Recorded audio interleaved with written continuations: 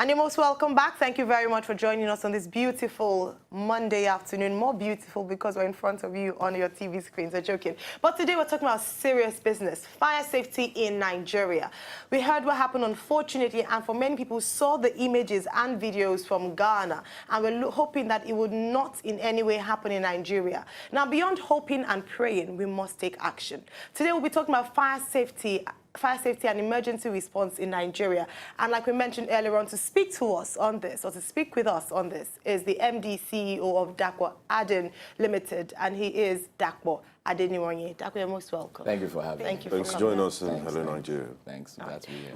I think the first question I'll ask you is, when you saw what happened in Ghana, because I know you have a passion for health and safety in homes, houses, and even public places in Nigeria. When you saw what happened in Ghana, so close, this is not like another continent where we say, no, we are sorry for them. It's so close to home, and honestly, there's nothing stopping that from happening in Nigeria. What was your first impression, and why do you think such things would happen in a nation like Ghana? I mean, when I saw it, to be honest, it was quite horrific. I was really, really devastated about it. And the reason, because of the fact, like you said, it's so close. I'll give you like a story, a backline. When I was about 6 years old, my sisters, I have 5 sisters all above me, so I'm the last born only boy. And my parents just went down the street and basically locked us inside the house. And they said they'll be back. But my sister wanted to do a candlelight dinner for her Barbie and Ken dolls. Wow. Put my remote control card there, everything was there. And she did a candlelight dinner in the closet of the house. And 30 minutes later, we started smelling smoke. And then all of a sudden, we remembered that there was a candlelight dinner. We ran into the room and a fire started. Thank goodness my father had a fire extinguisher in the house and we were able to extinguish that fire. Now, to think about Ghana now, that was on a larger scale, it was a gas explosion. Like, if people knew the evacuation measures, if the government itself knew some evacuation measures, I'm not saying that they don't necessarily, but you know, there are more steps that we could take in Nigeria and Africa in general in regards to preventive measures. I think we're mostly very reactive. I think preventive measures are usually better. All right. First of all, I think it's important to mention that you were based in the United States, yes, and then you came back to Nigeria and decided to venture into the fire service. Now, let's do a comparative analysis of what it is over there and what it is over here. What are the things we need to learn from the fire service over there? Correct. I think the first thing really is more about like government needs to work better in terms of having some legislation passed and some rules passed. For instance, in the US where I grew up, well, I didn't really grow up there, but I went there for school and I was there for 12 years. There's an organization which kind of is the authority of fire safety worldwide. It's called NFPA, National Fire Protection Association. I'm a member of that organization also. That governing body is the body that pretty much creates the laws in regards to fire codes for buildings and things like that.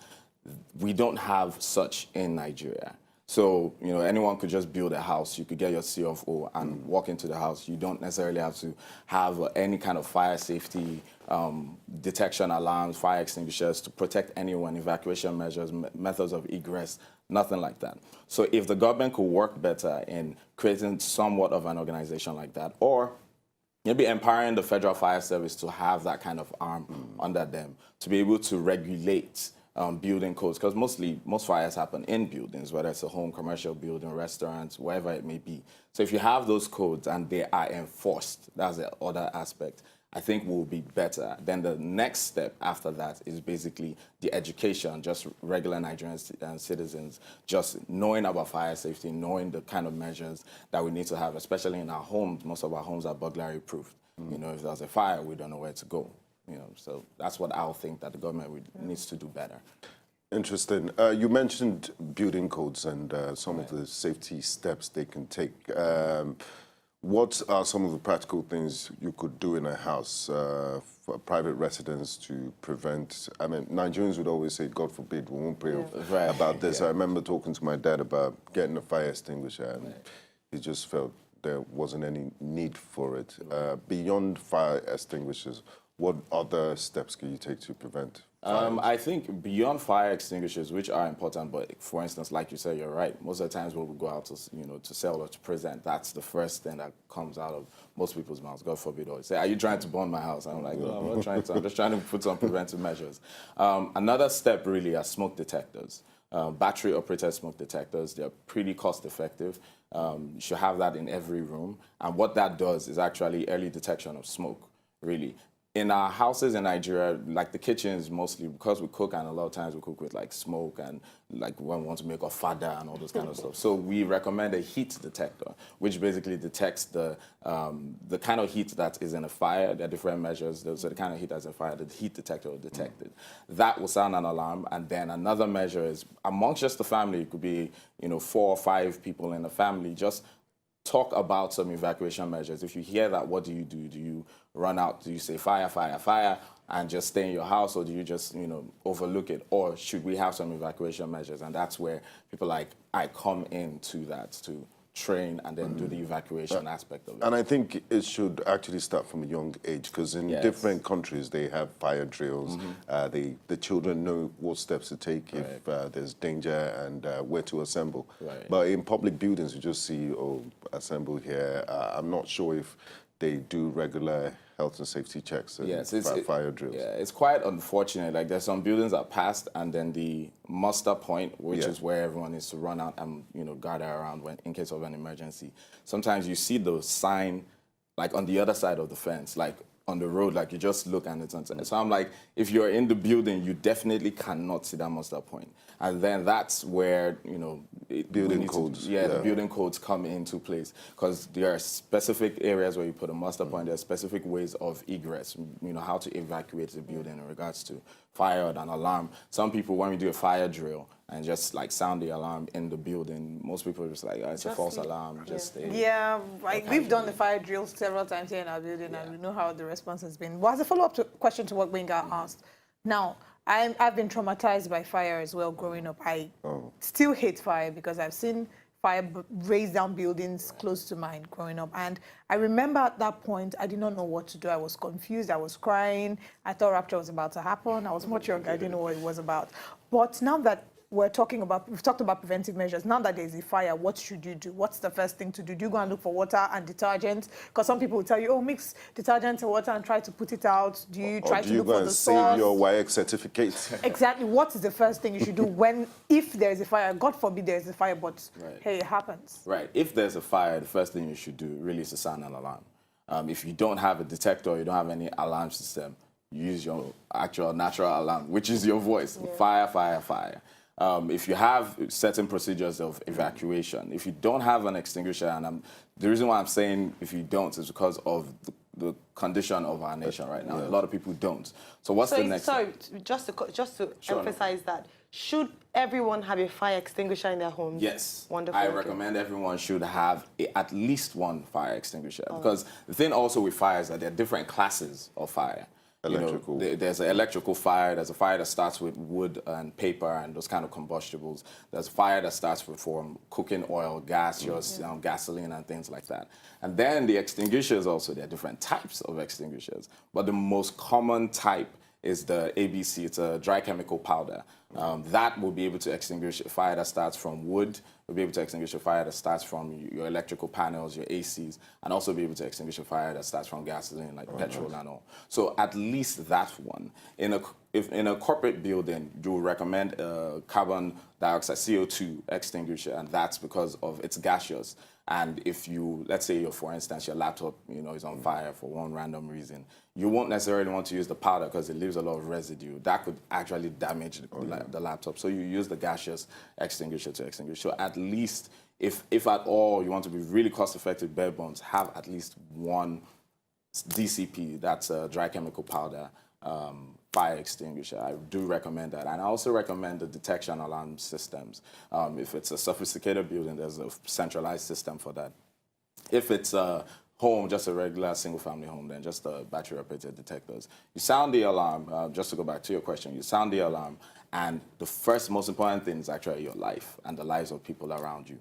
So you have to sound that alarm and find a way to evacuate. If you don't have the knowledge on how to fight a fire, the fire extinguisher can only work on small fires. When it gets really big, the next thing to do is everyone needs to get out of there. The documents and all those are very important, but that's not the time to do so. It's just your life that you need to worry about. So that's why that preventive measure is very important. So you save on the wire documents, the passports, because it's a serious ordeal. And talking about preventive measures, we do understand that there's more buildings prone to fires, especially during the Harmattan period, and we're approaching that. So what can people do? Thank God we don't have issues of fuel scarcity anymore, where people keep gasoline in their houses and all of that. What are the common steps they can take to prevent fires in dry season and Harmattan? Yeah, the common steps, what I recommend is, first of all, the number one cause of fire in Nigeria, as we see right now, is really electrical appliances and the wiring. So you want to do your absolute best to make sure that whoever did your wiring is on point. But outside of that, when you leave your house, turn off all your appliances from the wall, not just switch it off by the AC and things like that. Your fridge? Your fridge, now that's the only one that you can't turn off. Okay. So what you want to do is have a circuit breaker that could be able to basically measure the current flow, inflow, outflow in case of a surge, because that's what usually happens the next time the AC catch fire. So your fridge, definitely, because you don't want your stuff. You mentioned AC because a lot of people have the split units, and they forget, they turn it off with the remote control, but leave it on the wall. And a number of times you've seen fires occur, like you mentioned, as a result of power surge. So just something to remember, if you're going out maybe for a period of time, don't just turn off your AC with the remote, turn it off from the wall as well. Correct. Now, I know your organization deals with fires and helps people. Is it preventive or responsive? We are preventive. All right. We strive on preventive. What we've worked in the public and private sector. We've worked with organizations like NNPC, Mobile, Shell, but we've also worked, in terms of like the commercial buildings, hotels, and things like that. We do trainings also. Okay. We do trainings like evacuation measures, emergency. We actually just did your neighbors, Africa Insurance. We also worked with them also. So we really strive more on that preventive because it's much easier and it's cheaper to basically have some preventive measures than to have that responsive or, when there's after a fire, then you have to deal with, insurance, with the insurance pay if you're insured, all the things that have been lost, life, business downtime, takes a while. It's emotional trauma. Emotional trauma is just not the best way to go. So it's a good price to pay by investing in preventive. Definitely. So if people want to get in touch with your organization, do you have a social media page? How can they get in touch? Yes, we are on Instagram and on Facebook at DAPO ADEN, DAPOADEN. You can get us, on Instagram, also on our website, the same thing, www.dapoaden.com. Very easy. It's been an absolute pleasure having you. Yes, it has.